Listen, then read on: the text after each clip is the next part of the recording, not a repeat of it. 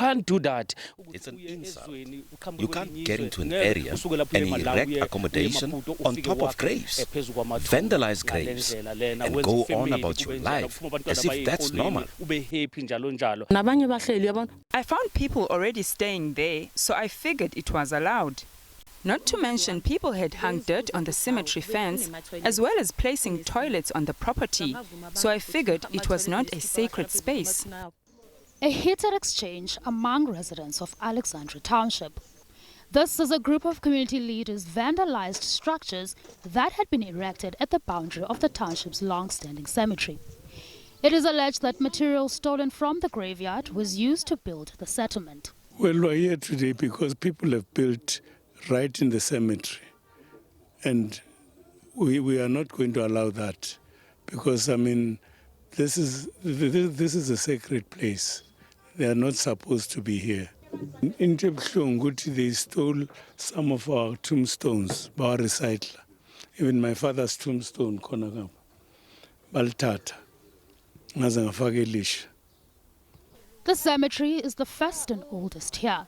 It also serves as the community's hero's acre, as residents say continuous pleas to government to create a proper one have fallen on deaf ears. There are far too many important people who have been buried in this graveyard. People who died during the student uprising protest in 1976. People who died during clashes between the African National Congress and the Inkatha Freedom Party. But if you ask someone to point you to exactly where those graves are, you won't get a response. According to residents, there's been no security visibility at the cemetery in decades, with the security guard rooms at the entrance turned into hijacked residential houses. Begging the question, where is Johannesburg City Parks to prohibit this? One of the challenges is vandalism of the perimeter fencing.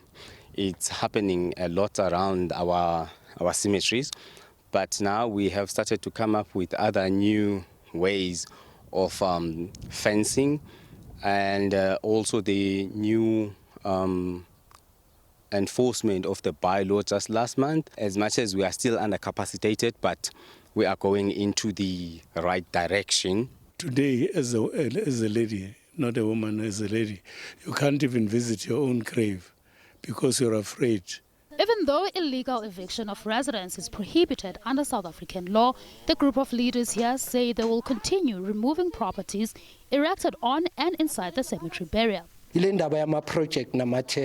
All this because of projects and tenders. Imagine, the whole community struggles with electricity, but not here. These unlawful structures have power. Where are they getting it from? It's these leaders. I'd rather they arrest us than we allow this to happen. The situation has also highlighted the broader challenge of overcrowding in Alexandra. Nomvuyo Ntanjana, SABC News, Johannesburg.